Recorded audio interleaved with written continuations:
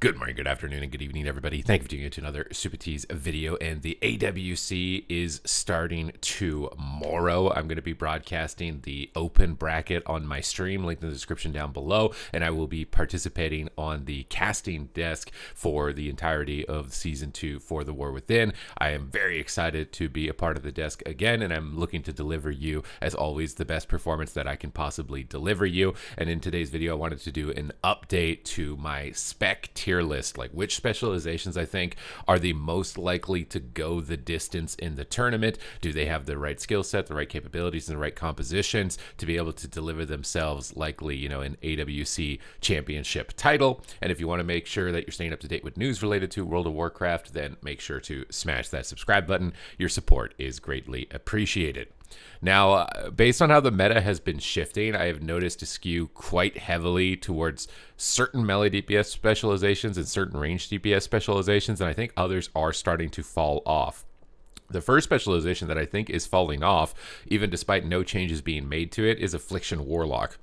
I think Affliction Warlock will struggle to get pressure out against some of the top performing specializations like Arcane Mages, Pharaoh Druids, Shadow Priests, Elemental Shamans, and Rogues. I think it actually will struggle, and I think that its defense is actually more limited than a lot of these other specializations, as well as their survivability towards Beast Mastery Hunters, Fury Warriors, these types of specializations, which could pop up in a tournament setting. So I might be taking a bit of a strong stance here on putting Affliction Warlock on B tier. Could it be a substitute for a Shadow Priest, a Mage, or an Ellie? Possibly, but I think that it has some pretty significant limitations that we may actually end up not seeing a lot of it, or if we do, it might actually get completely destroyed. Arcane Mage, on the other hand, is a very easy S tier. I was literally just playing it last night. I've been watching the best players playing it. It is kind of almost bulletproof. I think one of its main weaknesses could be Hunters and Elemental Shamans.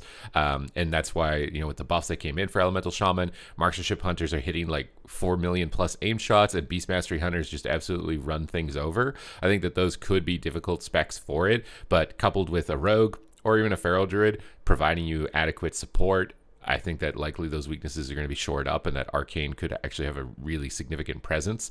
I know a lot of people think of it as the meme spec, but I think it could have a significant presence. Arms Warrior, I think, could be a surprising counter pick.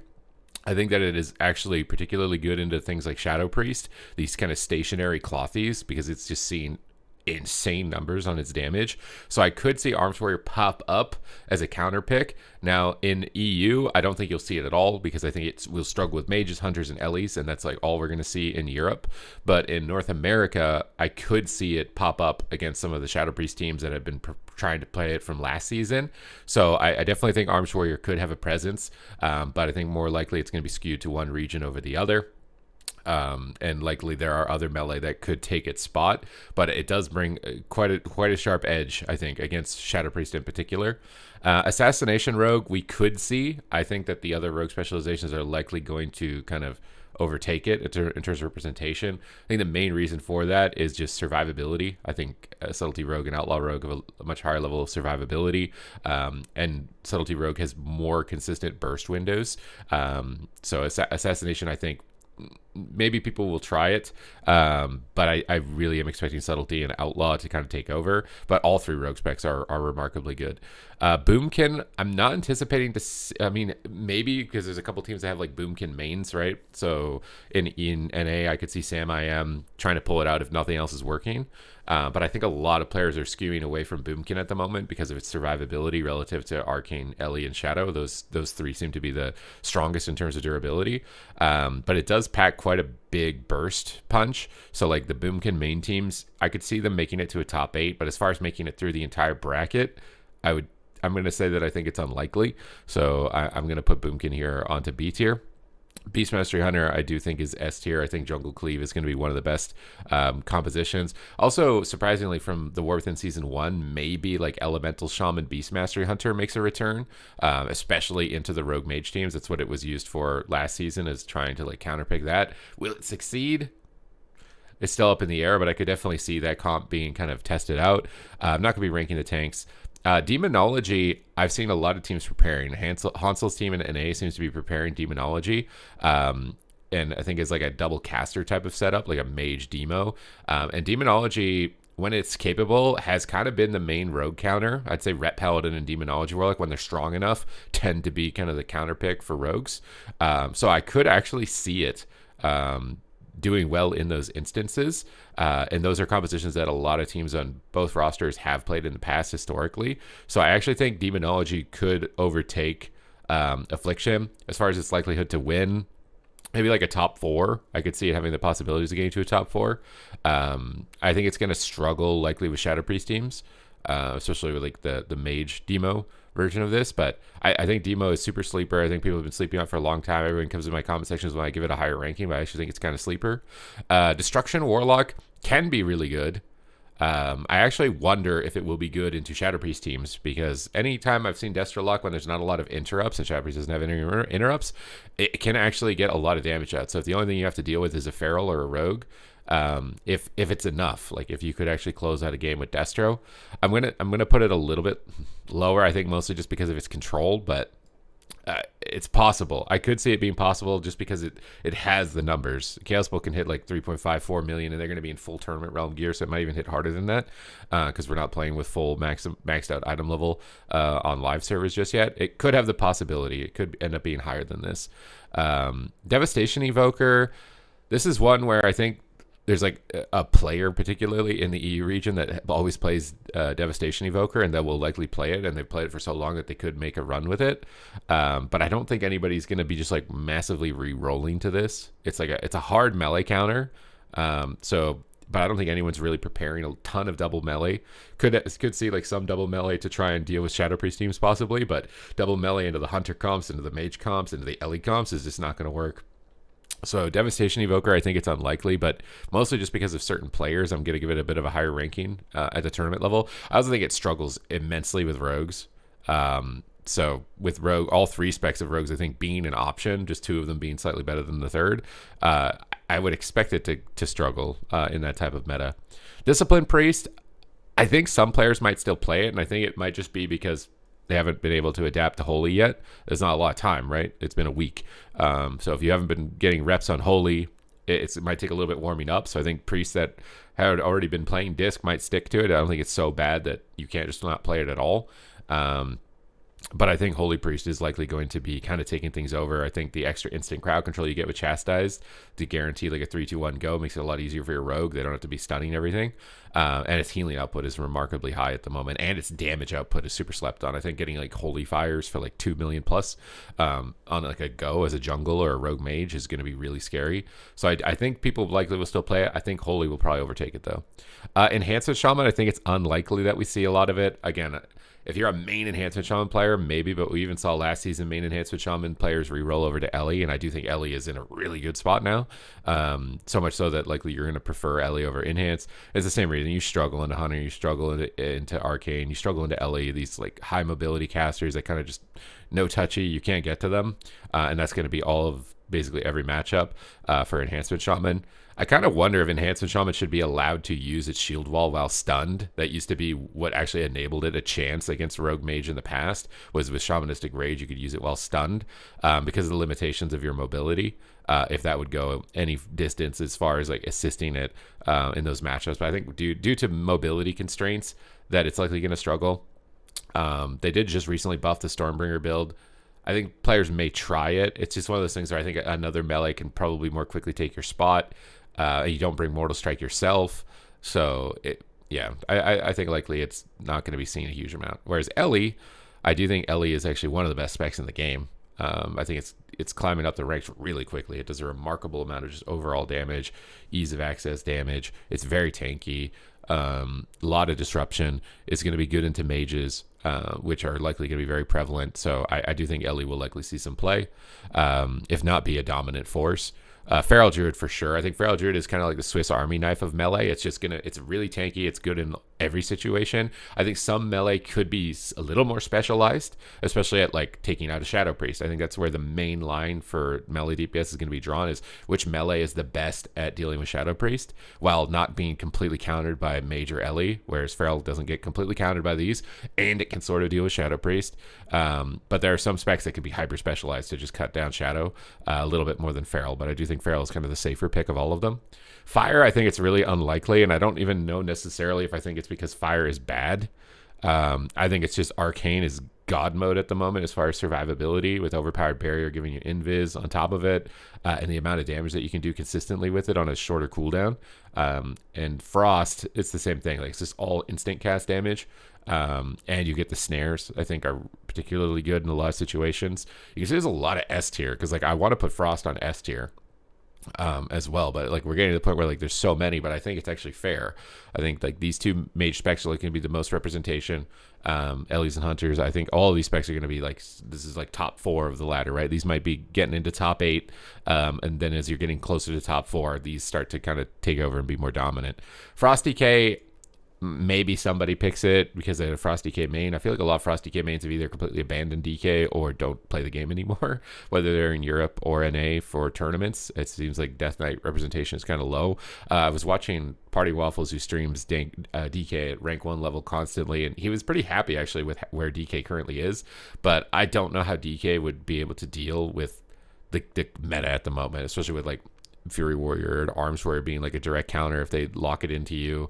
A lot of these classes are difficult to kind of like stick together for AoE on goes as Frost, so I think that it's likely it would be very rare case. I think it would be, you'd be a big underdog to see this spec, let alone see this spec go all the way. Fury Warrior could definitely have some representation, again I think as being like a hyper specialized Shadow Priest counter pick. I could see Fury come in and maybe do well, but if it's like the best Shadow Priest in the game, maybe it's not enough, but I think it could. It's just got a remarkable amount of damage output at the moment, and it's particularly good into the Shadow Priest matchup. Havoc Demon Hunter, I think we could see a little bit of it. I could see it actually maybe making a top 4. The main reason I don't think it could, at least in Europe, I think rogues will absolutely dominate you. Possibly even Marksman Hunter jungles could dominate you, but in North America, I don't think there are nearly as many rogue mage. There are a handful of them, so it's kind of like more regent dependent specialization as far as its success. I'm gonna put it on B tier for now as far as like its overall likelihood. I don't think it's awful, but I think its main counter to rogues and mages, it's likely going to hold it back a lot from getting in that top 4 segment, similar to Warrior in that regard. Kind of almost anything on this. Holy Priest for sure. It's just damage output, healing output, CC avoidance, everything. It's, you know, the buffs did a lot for you. Holy Paladin, I think Holy Paladin struggles with personal survivability even despite getting buffed on its divine protection. Eternal Flame healing was definitely felt really nicely, but now with reduction in freedoms and bops, that was a change at the beginning of the patch. And you know, with mages being so good, a couple of even Demon Hunter teams or a couple of these melee classes could definitely swap to you and take you out. I think Holy Paladin probably ends up being a little bit more of a mid pick, depends on if you're a Holy Paladin main, but I feel like a lot of the top level healers now can pretty much play almost any healer, so they're not going to pick healers even if it's like a 2% difference as far as strength below another one, or perception of strength. They're just not going to play it, so it might not see a huge amount of play. It could be a decent pick in a Shadow Priests. The spam dispelling mechanic of Holy Paladin is still really good. As far as limiting dot spread, it's really good AoE healing, so it can be really good into dot classes. So those types of situations, but I think it will struggle if there's like any melee DPS attacking them, basically. Marksmanship Hunter, I do think could get selected. It's kind of a casino spec at the moment. Like, you can just win a game you don't deserve to win because you just hit a really big aim shot. And it could be really good into mages. So I could see like Hunters playing Marksman into mages and then switching to BM. Main problem is that rogues just like completely own you, and all these mages are going to have rogues behind them. So they're going to be dismantling your cooldowns, kidney shotting you, gouging you, just stopping your burst moment. And that's where I think BM kind of takes the lead. So for me, I think it could have some potential, and it might just be kind of like a flip-flop between them. I think BM is going to be a bit more consistent overall than Marksman, but there's no doubt in my mind that this could be a casino spec that actually takes out a team just because they get a really big crit. Mistweaver, I think, is really unlikely. It's really exposed to the CC on these comps. Mistweaver really, we've only ever really seen it succeed either when its healing is completely busted and doesn't run out of mana and it just sits there like a totem. That's some metas have been like that.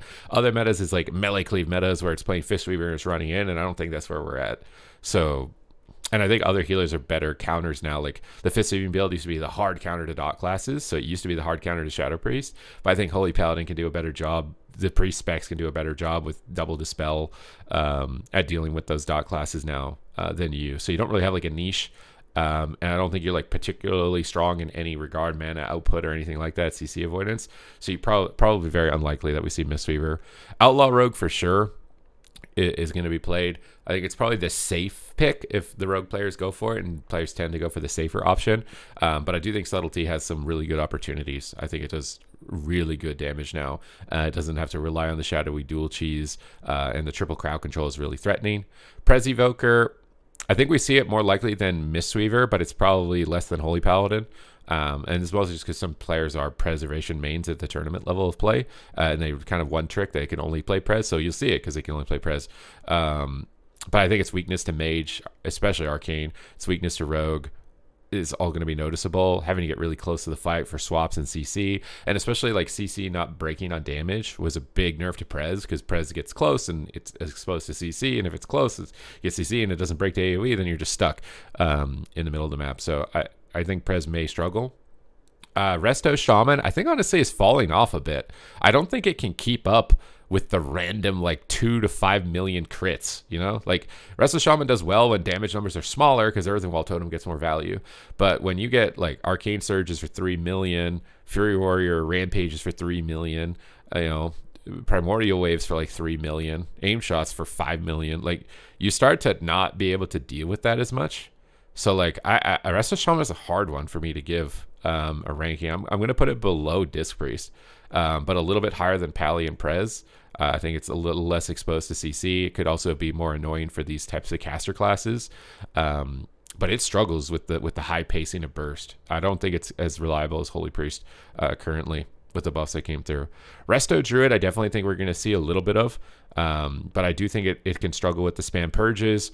But its survivability is quite high now. It's hard to swap to them and kill them with the Frenzied Regen buff. I think they felt it the most of the Druid buffs, for Boomkin and for Resto.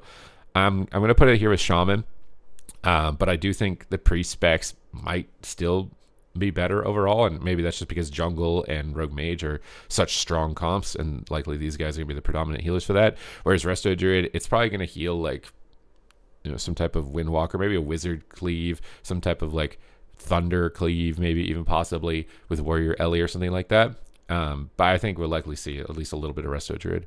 Ret Paladin, I think, is really unlikely. I don't know if it's as low as Fire Mage, just because again you have 3 specs. Two out of 3 of your specs are the best specs in the game, and like you could play Fire, but it's like these are just so good. Why would you do it, right? Whereas like Ret, I don't think you're going to see it at that play. I think these wizards can just cut you out a lot. You don't have the top end of like a lot of these RNG crit specs at the moment. I think you would likely struggle. I'm trying to think of even a situation where I just don't see a situation where I think Ret is going to be picked for this, or anyone who's like a Ret main anymore, right? Like Kara in Europe might be the only one, so like look out for him if he's even competing this time around. He might be able to bring it out, but as far as the other like consistent teams that have multi-classing skills and they can play everything, I think it's like unlikely. Shadow is actually a hard one, because I do think Feral Shadow Priest, one of the best comps in the game, but I do think some of these like Fury Warrior or possibly even Arms Warrior comps could actually be difficult for it. I think that the damage on those melee classes is actually scaling higher and higher, and it could actually overwhelm you. So it really depends on how safe people want to play. If they go for the Feral Outlaw picks, I think Shadow could definitely excel there. But I think these Warrior comps like Warrior Ellie could actually be hard. Windwalker Ellie especially could be really hard for it. I'm still going to give it an S ranking, but I think it's actually below Ellie. I think Ellie and Mage are actually the 2 best. I'm combining these specs, 2 best specs as far as ranged, and then Jungle is just kind of like a comp, and then maybe BM Ellie or some other variant of BM, but probably BM Ellie or BM Feral. Historically, that's what we've seen. Definitely still a good pick, but I think Shadow might not hit as hard as I was expecting it to hit from last week moving into this week with the changes that came through. Subtlety Rogue, still definitely a really good pick. Might put it a bit lower than Outlaw just because I think the highest level players usually, when these specs are even close in terms of power, they tend to lean to Outlaw. It's just a little bit of a safer overall pick, a little bit higher durability. But there are some rogues, I think, in NA. I think NA will be more Subtlety Rogues. And EU will be more Outlaw Rogue, would be my expectation. But definitely both of them, I think, are going to be popping up at some point. Survival Hunter, again, you've just got BM being so good. Marksman hitting for like 6 million damage. Survival Hunter can't really reach the top end of Marksman's burst. It can definitely do the similar sustain to Beast Mastery, but you got mobility issues. Now, I think it's probably still more likely to be seen than some of these other guys. So I'm going to put it here, especially in Europe. If Big Mix is competing on Survival Hunter, which is like the main player you're going to want to be looking out for that, like he'll be playing, I think, 100%. I don't know of anyone in NA, so it might be like a one-trick player that might be running through here in the tournament with it. So I think it might have some chance of it. And I think its kit has the potential for it as well. Unholy DK, again, part of all this has been saying he's having a lot more fun with DK on the ladder. Tournament, though, I think it's better than Frost for sure. I mean, it could be seen. Maybe a couple teams try it out, like some type of DK comp where you just grip targets together like DK Devastation. I'm gonna put it on B tier. I think on B tier. Like there's some possibility to see it. I don't know how well it'll do. Like this is like, I think maybe we see this spec, but it probably like won't get past top 8 or something like that. These specs more likely might be able to peak in the top 4, but maybe not win the whole thing. And then these specs I anticipate will be, some combination of these is going to be winning the whole thing. And then Windwalker as well. So I'm going to be slapping this up here. You can see that there are a lot more. Og, again, I think is really unlikely. There's a lot of specs on this, right? And I think it's kind of like a triangle. The mage comps, I think, could struggle with hunter comps and Ellie comps. The Ellie comps will struggle with kind of like the Shadow Priest comps. Maybe struggle with almost everything, but I think they can at least put up a fighting chance. Jungle Cleave good into the mage comps, weaker into the Ellies, weaker into the Shadow Priests. Shadow Priests might be good into the mage comps, but then weaker into the Windwalkers or weaker into the Warriors. So likely it's going to be a pretty open tournament. I do think a lot of healers haven't settled in 100%, but I think Holy Priest is definitely getting a little bit higher from my own personal opinion. But there's a lot of different options as far as healers. Unfortunately, Mistweaver I think is just not going to be played. It's just too many limitations, too many liabilities. There's no niche for you to kind of just like have a spot like, oh yeah, this is where we need you as like a counter into this class, or like it used to be, right? Like a lot of healers had like very like polarized, like this is the best healer into Shadow Priest, this is the best healer into blah, and it's much more homogenized in that sense. And I don't think you have like the niche or the overall throughput to compete with the rest. But those are my thoughts based on the changes that came through. Remember, this is a tournament tier list, not a solo shuffle, not a 3v3 ladder. This is like highest level of players are playing these specs.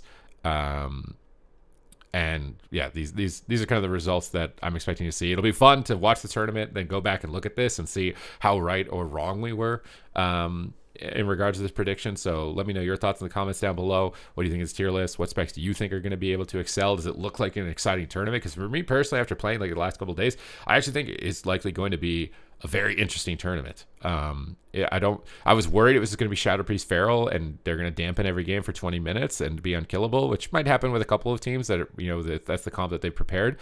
But I think there's a lot more options than in previous seasons, which I'm excited to see players expand upon. So other than that, thank you guys very much for watching the video. Hope you guys enjoyed it, and I will see you in the next one.